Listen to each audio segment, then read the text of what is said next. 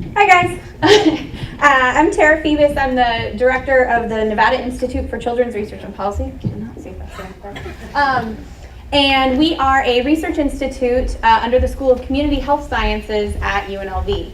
Our mission is fairly broad in that our whole goal in conducting research and policy analysis and working within the community is to improve the lives of children and families here in the state of Nevada. So what I have here is just some pictures from some of the different things that we have done in the past. We really try to identify issues that are important in the community, important to children and families, and bring those to the university to use our skills to help promote that. So big shift from the last presentation. So what I'm here to talk to you guys about today is one of our projects, which is the hospital-based Safe Sleep program. One of the areas that we focus in is children's health, welfare, and safety. And so this program is designed to improve sleep environments for babies to prevent injury and death. So how did we get this started? One of the other projects that we work on is the Clark County Child Fatality Review Team. We review the deaths of children under age 18, and we identified that infants under the age of 3 months were dying quite frequently in these unsafe sleep environments. So we worked with our community collaborators, the Southern Nevada Health District and UMC, to create this program. So what I have here is a slide from Milwaukee, and it says, for too many babies, that last year this was their final resting place. Nationally, 4,500 children die in unsafe sleep conditions or of SIDS. Here in Clark County, we had 155 babies that died between the years of 2006 and 2012. So what we have here are some of the sleep environments that you see babies in here. The one in the corner is really the only one that's considered safe. Babies on their back in a crib without any stuffed animals. While everything else is beautiful and cute, it creates an unsafe sleep environment for those babies. So the next thing I want to do is show you what safe sleep is. So this is a brochure from Michigan that goes through and shows you what are the tenets of safe sleep. So that they're in a crib, on their back, nothing in the area, their face is uncovered, no smoking, don't overheat or overdress, and make sure there's a firm mattress with a tight-fitting sheet. So there's several messages that provide that same information. We have here a picture of a nursery, something most people have seen several times. This is likely for twins. We have 2 spaces here, and it gives you an idea of how identifying what's safe and unsafe can be a little bit tricky. So we have things that look very nice and well put together, but things like crib bumpers, pillows, rolled up blankets can cause a hazard. All 4 of these pictures are actually courtesy of our Clark County Coroner's Office. So unfortunately, these are scenes where babies did die in an unsafe sleep environment. You can see several of those are adult beds, but one of them is a bassinet, and that has an adult pillow shoved inside of it. Oftentimes what we see is people try to make it more plush and comfortable for the baby, and you actually create an unsafe environment. So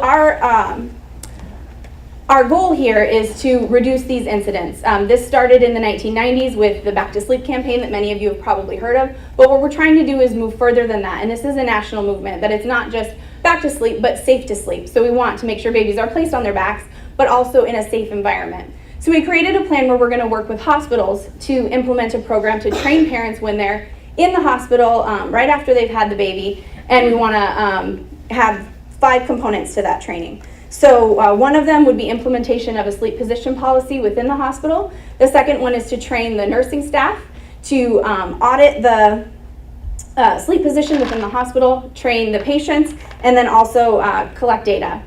So to implement a policy, most hospitals don't have a sleep position policy on the books, so we work with them to provide examples and implement those policies within their hospitals. Each one is a little bit different in the way that they do that.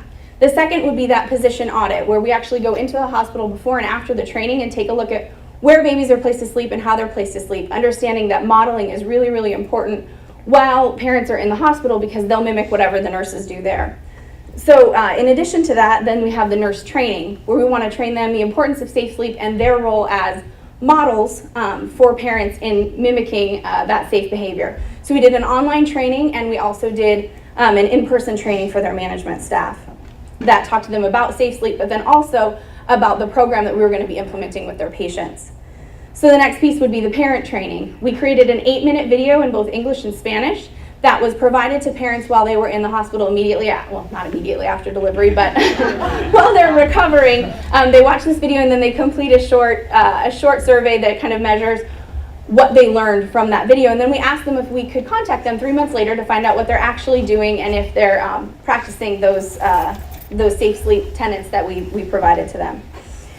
So part of that is that evaluation and monitoring, and so that included pre and post tests for the nurse, the pre and post position audit within the hospital to make sure they're complying with the policy, and then also that initial survey with the parents after they watched the video, and then a 3-month follow-up survey with each one of them.